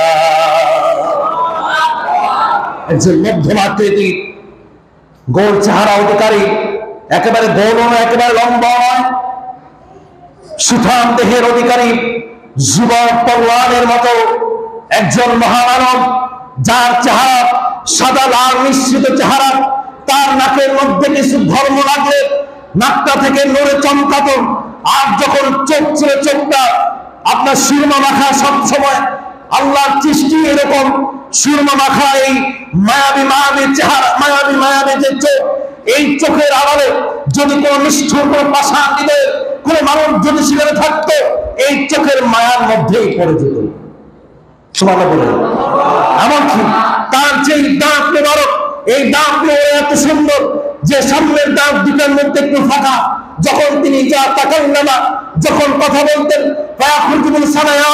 তখন তার দুইটা দাঁতের ফাঁকা থেকে কথা বের হতো না। সাহাবায়ে কেরাম বলেন, মনে হয় যেন নূর আসতো, নূর চমকাতো। কি সুন্দর কথা, কি অমায়িকতা! একেবারে পাষাণ দিনের মানুষেরা বলে এরকম কথা তো জীবনে শুনি নাই। কি চমৎকার, কি সুন্দর ভাষা! আফসাহুল আরব, রাসূল বলেন, আনা আফসাহুল আরব, আমি সবচেয়ে স্পষ্ট ভাষী, আমার ভাষা এত সুন্দর যে যে কেউ আমার ভাষা শুনলেই ভাষার মায়ায় পড়ে যেত। সুবহানাল্লাহ। ক্ষুধার যন্ত্রণা ভুলে যেত, ক্ষুধার যন্ত্রণা ভুলে যেত। মোহরে নবুয়ত ছিল, যে মোহরের নবুয়ত পাবার জন্য, দেখার জন্য সাহাবায়ে কেরাম পাগল ছিল। উসাইদ বিন হুদাইর রাদিয়াল্লাহু তাআলা এই একটা বাহানা ধরে রাসূল সাল্লাল্লাহু আলাইহি ওয়াসাল্লামকে, রাসূল সাল্লাল্লাহু আলাইহি ওয়াসাল্লামের এই মোহরে নবুয়ত পর্যন্ত দেখেছেন, এত চমৎকার দেখেছেন। রাসূলুল্লাহকে একা পেয়ে সে মোহরে নবুয়তের মধ্যে এমন ভাবে চুমু খাচ্ছেন, এমন ভাবে চুমু খাইলেন, আর বললেন, ইয়া রাসূলুল্লাহ, আপনি আমাকে মাফ করে দিয়েন, আপনার এই মোহরে নবুয়ত দেখার জন্য আমি আমার জীবনটাকে শেষ করে দিয়েছি। রাসূলুল্লাহ সাল্লাল্লাহু আলাইহি ওয়াসাল্লাম সাহাবায়ে কেরামদের সামনে এসে বললেন, উসাইদ বিন হুদাইরের জন্য জাহান্নাম হারাম হয়ে গিয়েছে। চিল্লাবেন আল্লাহু আকবার। প্রিয় ভাইরা আমার, এজন্য রাসূলুল্লাহ সাল্লাল্লাহু আলাইহি ওয়াসাল্লামের এই আগমন আমাদের জন্য রহমত নাকি গজব? চিল্লা বলতে হবে কি? আর জোরে বলতে হবে রহমত কিনা? আমাদের জন্য রহমত কিনা? আমাদের জন্য বরকত কিনা?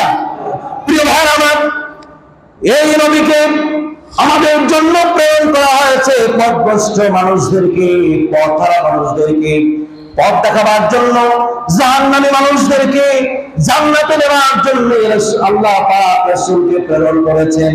প্রিয় ভাইরা আমার, এই সৌন্দর্যের মানুষটাকে প্রেরণ করেছেন।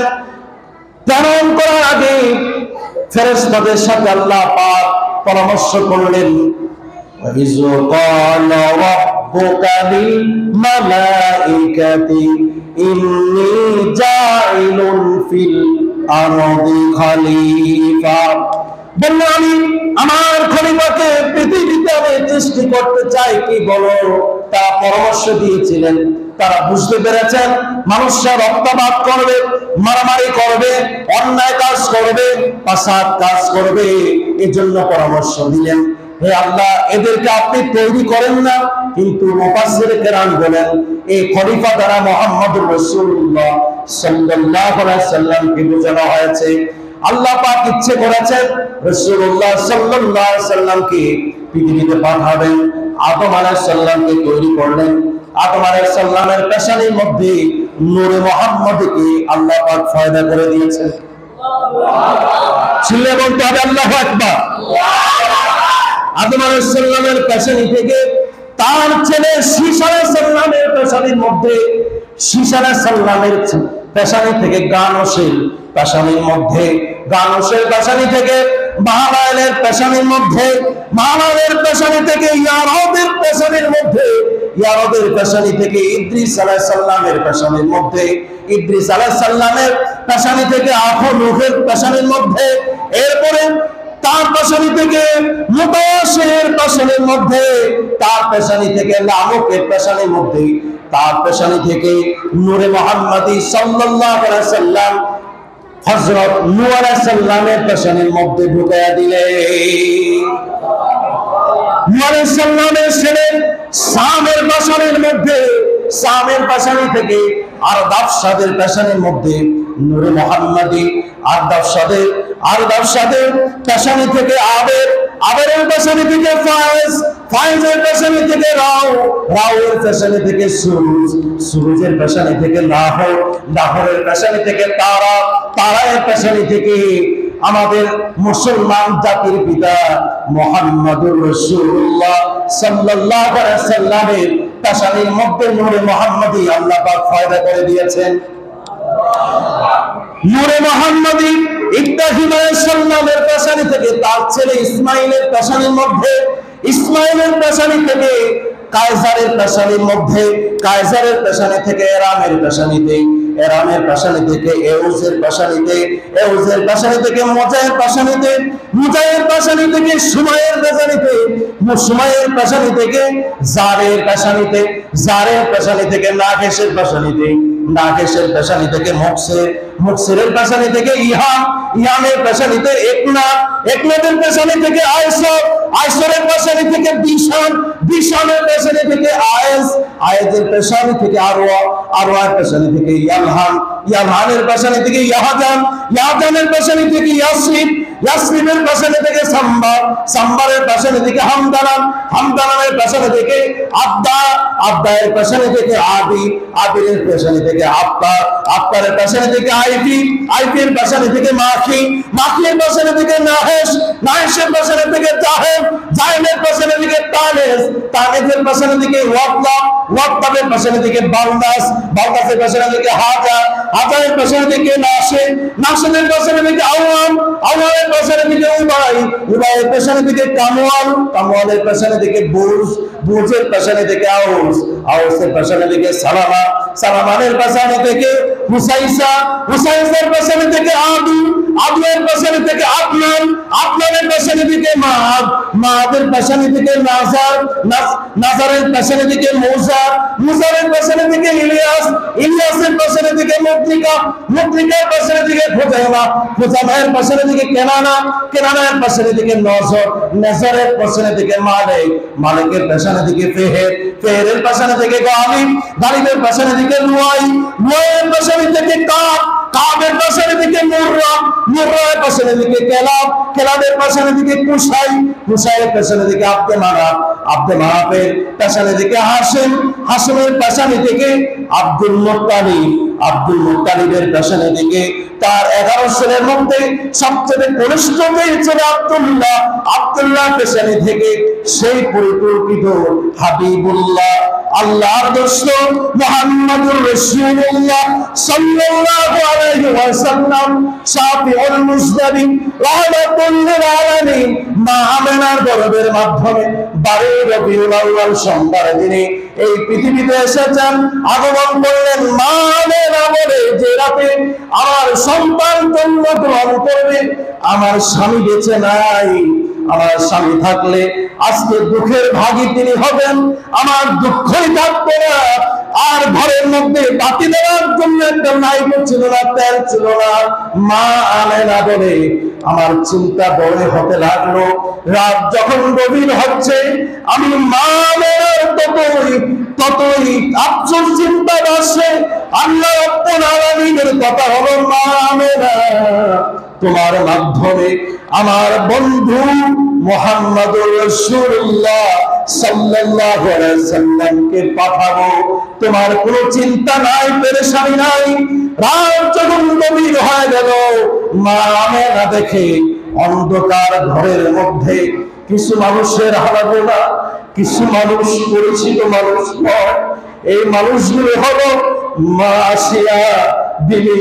মা আসিয়া এর এই হুর গেলমান সহ জান্নাতি হুর গেলমানরা এই গরিব এতিম দুঃখী নবীর ঘরের মধ্যে এসে আনাগোনা শুরু করে দিলেন।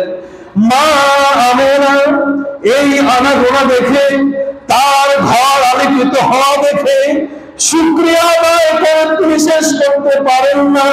যে সময় শিশু নবী মুহাম্মদুর রাসূলুল্লাহ সাল্লাল্লাহু আলাইহি ওয়াসাল্লাম আবির্ভাব ঘটলেন, তার মা আমেনা সন্তানকে দেখে, এত ফুটফুটে সুন্দর সন্তান দেখে সুখের পানি আর রাখতে পারলেন না।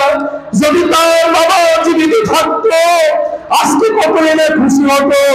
মা আমেনা বলে, আমি শুধু আমার ঘর আলোকিত হতে দেখি নাই, আমার ঘর থেকে সেই সিরিয়ার রাজপ্রাসাদ পর্যন্ত একটা নূর দিয়ে পুরো আলোকিত করে দিয়েছে।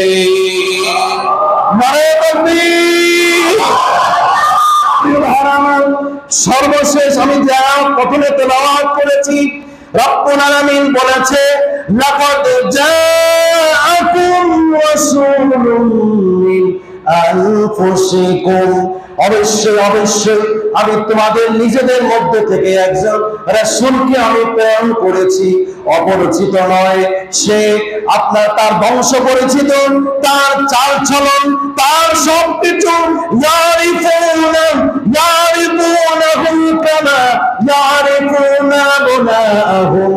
মানুষ যেভাবে তাদের সন্তানকে চিনত বুঝত, ওই রকম আমার হাবিবকে এমন ভাবে চিনতেন। তিনি একজন মানুষ, তিনি জিন নন, তিনি ফেরেশতা নন, তিনি আগুনের তৈরি নন, তিনি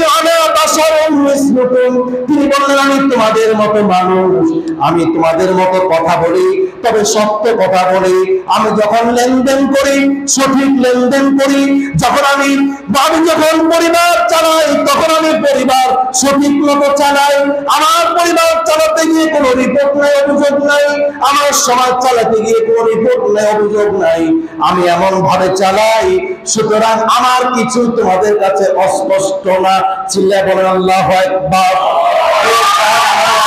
আল্লাহ পাক, আল্লাহ হাবিব বললেন, ওয়ানা আকরামুল আউয়ালিন ওয়াল আখিরিন ওয়ালা ফাখরা, আমি তোমাদের মধ্য থেকে তবে আমার সম্মান, আমার ইজ্জত সবার চাইতে বেশি। যে আমাকে ইজ্জত দিতে পারবে সে ইজ্জত পাবে, যে আমার আদর্শ বাস্তবায়ন করতে পারবে সে আদর্শবান হবে। যে জাতি আমাকে গ্রহণ করবে সে কখনো অবস্থ হবে না। সেই মোতাবেক হযরত ওমর, হযরত আবু বকর রাদিয়াল্লাহু তাআলা আনহু আদর্শ অনুযায়ী রাষ্ট্র চালালেন। ওমর রাদিয়াল্লাহু তাআলা আনহু জাতি বানালেন, উসমান রাদিয়াল্লাহু তাআলা বানালেন, আলী রাদিয়াল্লাহু তাআলা আনহু বানালেন। আপনারা বলেন, এরা যে রাসূলের আদর্শ অনুযায়ী তারা যে সমাজ চালাচ্ছে, জাতি চালাচ্ছে, জাতিরা কি কোনদিন তাদের অভাব, তারা কি আবু বকরের বিরুদ্ধে কোনো অভিযোগ দিয়েছে নাকি? চিল্লে আমার কথা শেষ। তারা কি ওমরের ব্যাপারে কোনো অভিযোগ দিতে পেরেছে নাকি? তারা কি উসমান রাদিয়াল্লাহু তাআলাকে কি কোনদিন কোন অভিযোগ দিতে পেরেছে? হযরত আলীকে কোনদিন পারে নাই। যখন এজিদ আদর্শচ্যুত হয়ে আল্লাহ নবীর আদর্শ বাদ দিয়া যখন অন্য আদর্শে শুরু করে দিলেন, তখন এই অশান্তি, ঠিক কিনা বলেন? আমি আপনাদেরকে ওয়াদা করতে চাই, আল্লাহ পাক বলেছেন, নবী আওলা বিল মুমিনিনা মিন আনফুসিহিম, একমাত্র শুধুমাত্র কেবলমাত্র যাকে অনুসরণ করার বেশি হকদার আল্লাহ বললেন তোমাদের নবী। আমরা কি আমাদের নবীর আদর্শ অনুযায়ী চলতে পারবো? আপনারা কি পারবেন? আমরা বলেন, আমরা ইনশাআল্লাহ পারবো। আমরা কি আপনারা কি পরিবর্তন দেখেছেন না? আমরা কি পরিবর্তন হতে পারবো না? আমি আপনাদেরকে বলতে চাই, এই সমাজ আর জাতিকে যদি মুক্ত দিতে চাই, তাহলে আমরা আমাদের সমাজনীতি, আমাদের সমাজ প্রতিনিধি, জাতির যে রাহবার হবেন, তাদেরকে কি আমরা বানাতে পারবো না? যার মধ্যে আল্লাহ এবং রাসূলের আদর্শ আছে, তাকে আমরা বানায়া তাকে আমাদের রাহবার বানাবো। আপনারা কি পারবেন? তাহলে এই জাতি একদিন কি হবে? মুক্তি পাবে। আমরা কি মুক্তি পাবো কিনা? এটা ছাড়া কি আর কোনো উপায় আছে? এটা এই পদ্ধতি ছাড়া আর কোনো উপায় আছে? আমি উদাত্ত আহ্বান জানাই এবং আল্লাহ রাব্বুল আলামিনের কাছে এই আহ্বান রেখে আমার বক্তব্য শেষ করলাম।